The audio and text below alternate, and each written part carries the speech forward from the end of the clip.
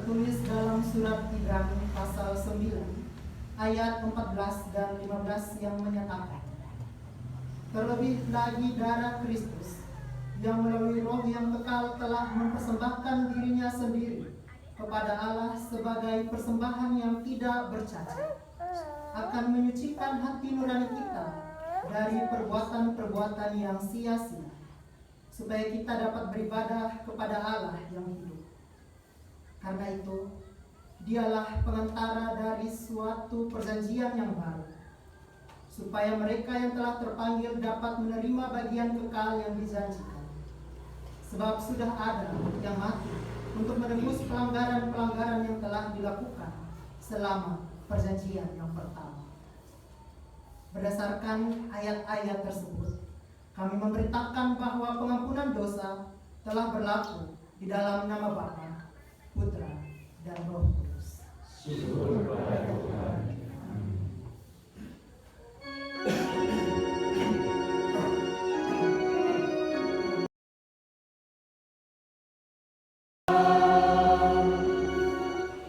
Jemaat Allah yang terkasih, marilah kita berdoa.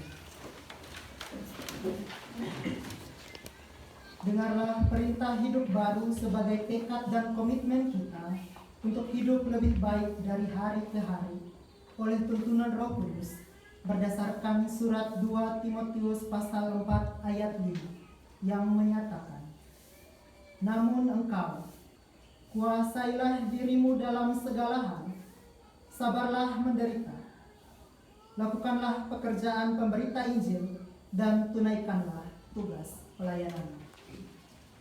Demikianlah perintah hidup baru. Kiranya Roh Kudus menolong kita mewujudkan kemuliaan Allah dalam seluruh hidup dan kesaksian kita di dunia.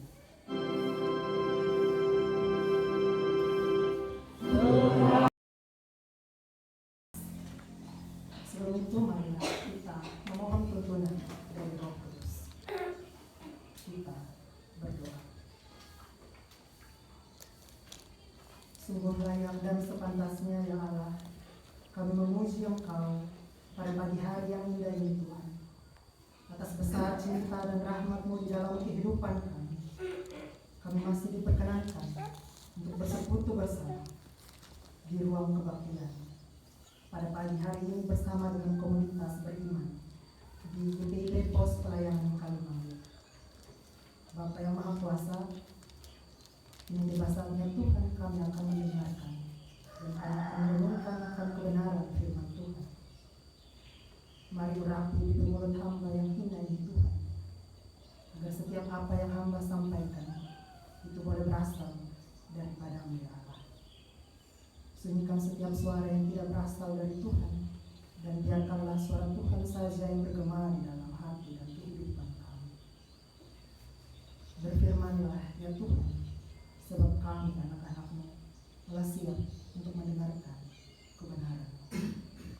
Demi Kristus Yesus sang firman yang hidup itu, kami telah datang dan berdoa. Amin.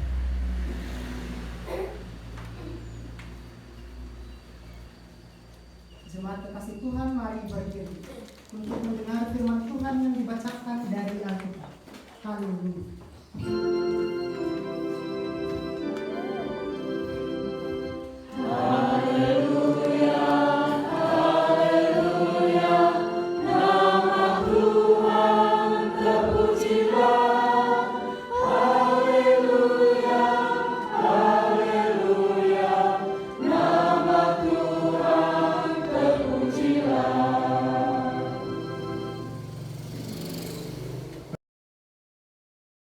Segala kekayaannya diam di antara kamu, dan ucaplah syukur kepada Allah.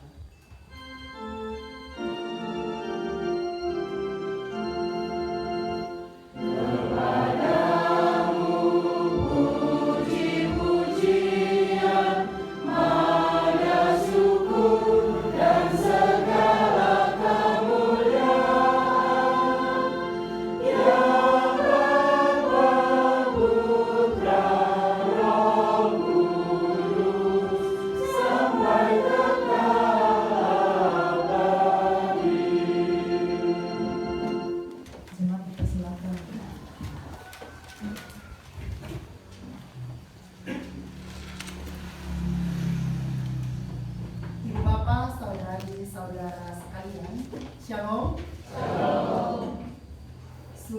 Sinten Minggu. Ada satu pepatah mengatakan tak kenal maka tak sayang. Karena saya ingin disayang, maka izinkan saya untuk perkenalkan diri saya terlebih dahulu. Perkenalkan, nama saya Ludwig Samuel Riuwale. Orang lain biasa menyapa saya dengan sapaan Sami. Saya berasal dari Kupang, Nusa Tenggara Timur. Saat ini saya sedang menempuh pendidikan di Fakultas Teologi Universitas Kristen Satya Wacana tahun 2021. Jadi ini adalah suatu ungkapan syukur yang besar bagi saya, khususnya ketika masih diberi kesempatan menyambut hari baru dengan sukacita dan semangat yang baik. Dan kita imani bahwa semua itu adalah kesempatan, semua itu adalah anugerah, dan semua itu asalnya dari Tuhan. Namun dalam kesadaran bahwa selama kita diberi kesempatan hidup, tentu kita tidak terlepas dari berbagai tantangan dan pergumulan. Maka jemaat Tuhan yang terkasih, perenungan akan kebenaran firman Tuhan pada pagi hari ini berada di bawah terang tema hanya menunggu dan berdoa. Sidang jemaat Allah yang berbahagia, apa yang biasanya kita lakukan ketika mengalami tantangan dan pergumulan di dalam kehidupan kita?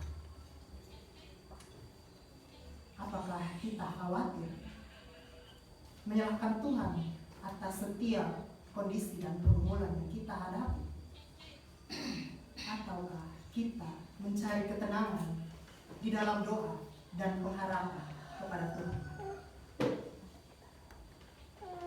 Ibu Bapa dan jemaat kekasih Tuhan, kalau kita ingin mengetahui bagaimana kekristenan bertumbuh, bagaimana kekristenan bergumul dan berjuang, maka jawabannya ada di dalam kitab Kisah Para Rasul. Ya, kita dapat mengetahui permulaan pergerakan Kristen di Yerusalem setelah Yesus terangkat ke surga.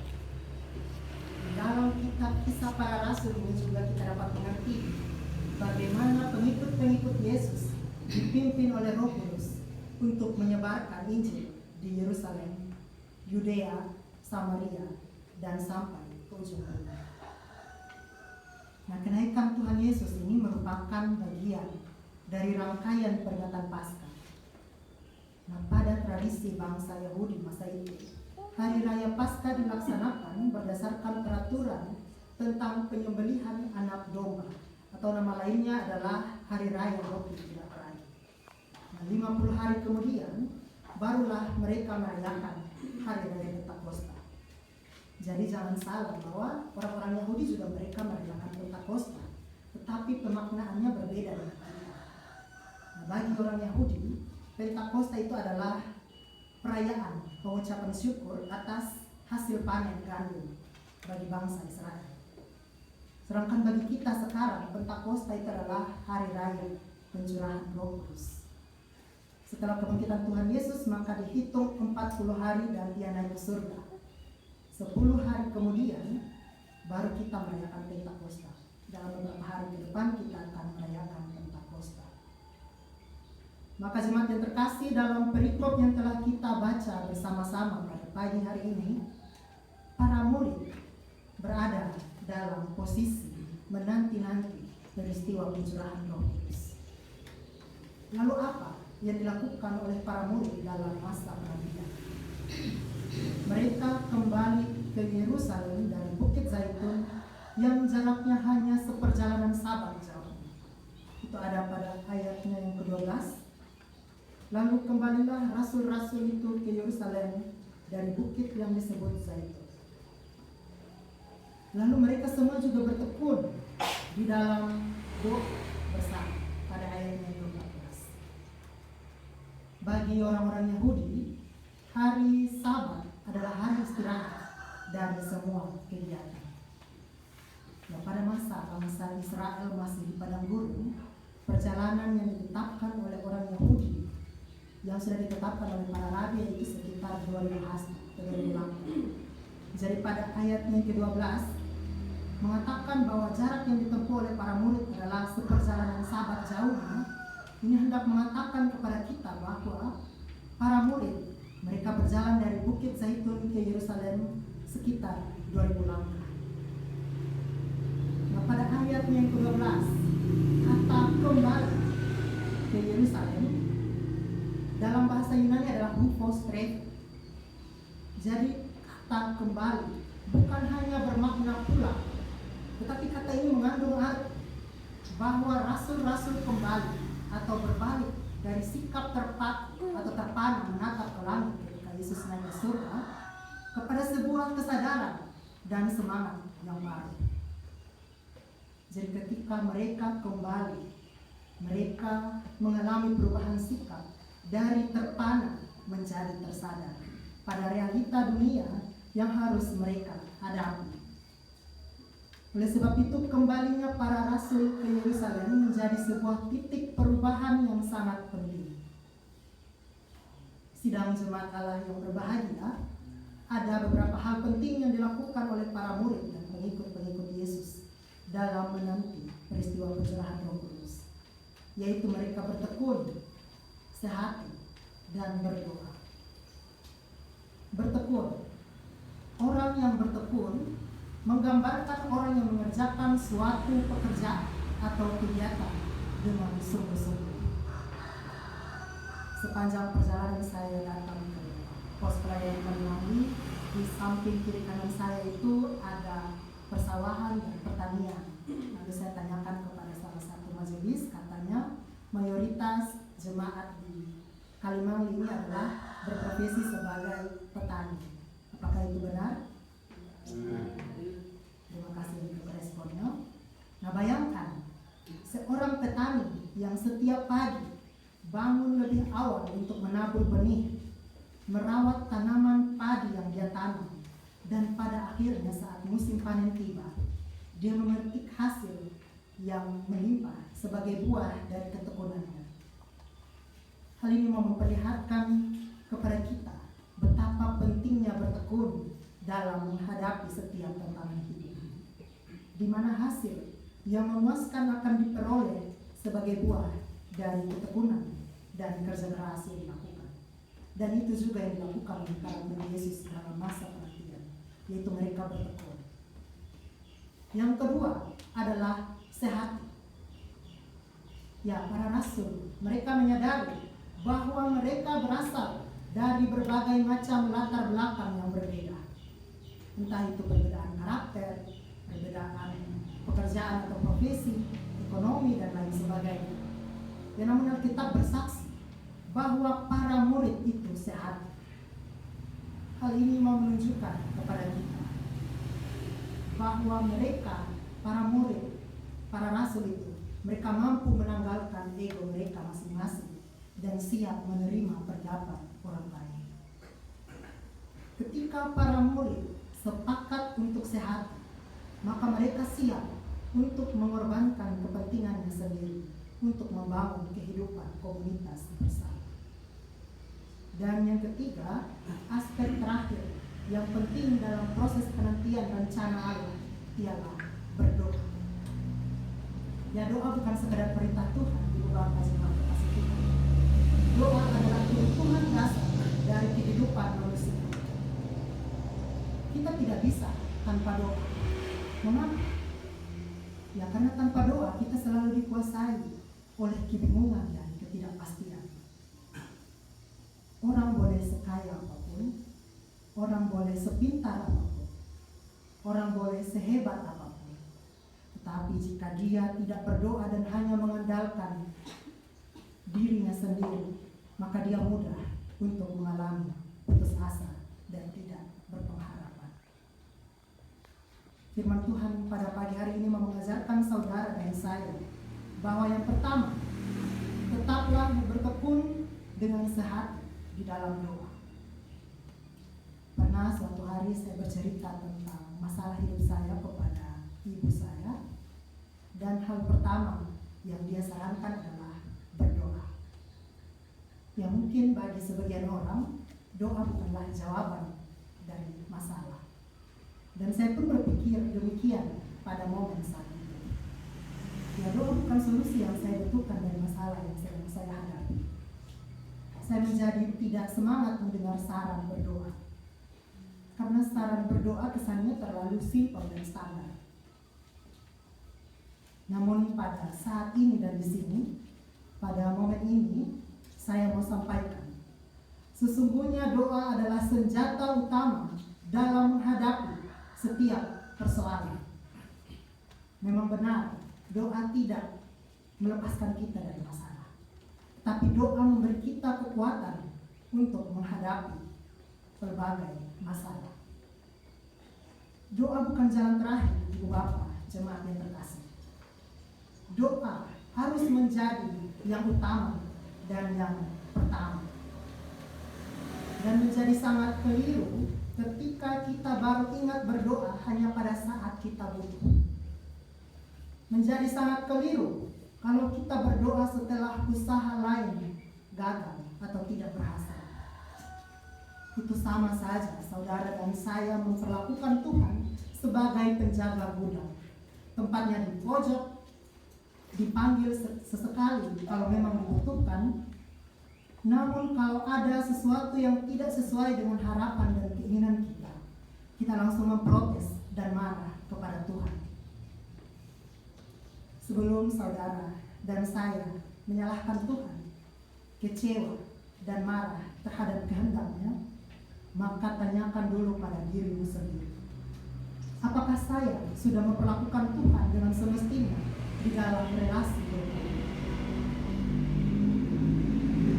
Memang doa bukan hanya sekedar kata-kata. Doa juga merupakan tindakan. Saya teringat dengan satu kalimat dari seorang uskup Amerika bernama Franz Cardinal Spellman. Beliau berkata bahwa berdoalah seolah-olah semuanya bergantung pada Tuhan, dan bekerjalah seolah-olah semuanya bergantung pada dirimu sendiri. Nah, terwujudnya sebuah doa seringkali adalah kerjasama antara anugerah Allah dan usaha manusia. Ya percuma kalau kita berdoa untuk mendapatkan pekerjaan, tapi kita tidak memiliki usaha untuk mencari lowongan pekerjaan. Percuma kita berdoa agar terhindar dari kecelakaan, namun kita tidak memiliki usaha untuk menjaga keamanan diri dengan menggunakan helm. Yaitu contoh-contoh yang konkret dalam kehidupan kita, bahwa usaha itu pun juga, bahwa doa itu pun juga harus sejalan dengan usaha. Anugerah Allah bekerja sama dengan usaha manusia. Maka jemaat yang terkasih, saat kita bersungguh-sungguh meminta, maka kita pun perlu membuka diri akan jawaban Tuhan. Dan kita beriman, kita meyakini bahwa Tuhan yang baik akan memberikan yang terbaik bagi saudara dan saya, jika kita berdoa dan berusaha serta menyerahkan kehendak diri kita kepada kehendak Tuhan. Yang kedua, doa menjadi kekuatan yang mempersatukan anak-anak Tuhan dalam menantikan kedatangan. Konteks kita sekarang berbeda dengan para rasul pada masa itu. Ya, saat itu mereka menantikan janji Tuhan tentang pencurahan Roh Kudus. Sedangkan kita sekarang sudah memiliki janji tersebut, yaitu Roh Kudus bagi setiap orang yang percaya. Lalu yang kita nantikan saat ini adalah kedatangan Tuhan Yesus kembali. Apa yang harus kita lakukan di dalam masa penantian ini? Jawabannya adalah tetap bertekun di dalam doa dan pengharapan. Sebab doa adalah kekuatan bagi umat beriman. Kunci kekuatan umat beriman yaitu memiliki sikap bersandar secara total kepada Allah. Oleh karena itu, dalam masa-masa menjelang peringatan pencurahan Roh Kudus atau Pentakosta dalam beberapa hari ke depan lagi, maka marilah kita meneladani para murid Yesus dengan bertekun menanti di dalam doa. sidang jemaat Tuhan yang berbahagia, menanti dan berdoa bukanlah sikap yang pasif. Keduanya melibatkan tindakan yang memerlukan kesadaran, memerlukan harapan dan keyakinan.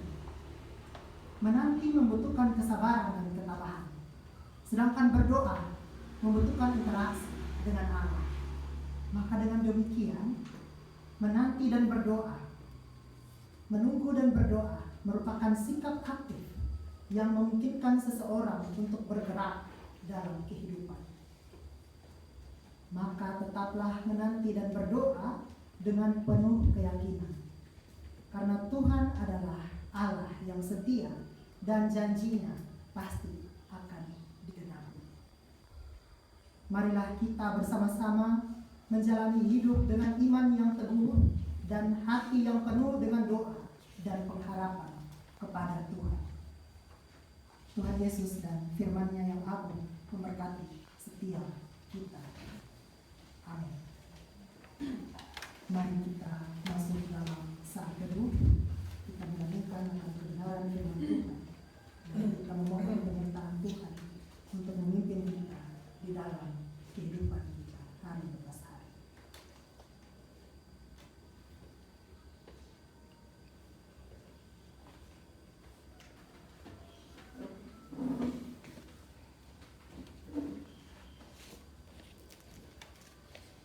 Saat teduh selesai.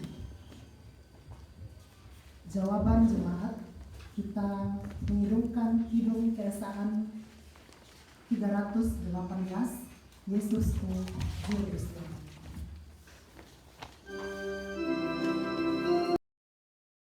Dan Allah yang kami imani di dalam nama Kristus Yesus, Tuhan dan Juru Selamat kami. Dikala kami berkumpul pada pagi hari ini menjadi suatu persekutuan komunitas orang beriman, kami percaya dan kami mengimani Tuhan bahwa itu semua adalah karena cinta dan campur tangan Tuhan di dalam kehidupan kami. Tuhan telah menggerakkan hati kami dari tempat kediaman kami sehingga kami boleh berkumpul di tempat ini untuk memuji, menyembah, mendengarkan serta merenungkan akan kebenaran firman Tuhan. Terima kasih Bapa untuk kebenaran firman Tuhan yang telah melawat kami alat dalam tangan untuk menyatakan kemuliaan Tuhan dalam kata dan perbuatan.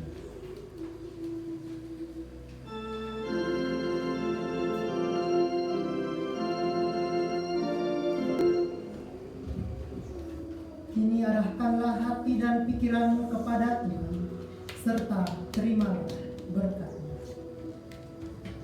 Tuhan memberkati kita dan melindungi kita. Tuhan menyinari kita dengan wajah-Nya dan memberi kita kasih karunia. Tuhan menghadapkan wajah-Nya kepada kita dan memberi kita damai sejahtera. Amin.